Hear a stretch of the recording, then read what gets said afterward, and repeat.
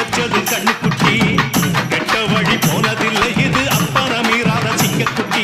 எப்பவும் உள்ள சுத்தந்தா இது மொத்தமும் அப்பனின் ரத்தந்தா அட எப்பவும் உள்ள சுத்தந்தா இது மொத்தமும் அப்பனின் ரத்தந்தா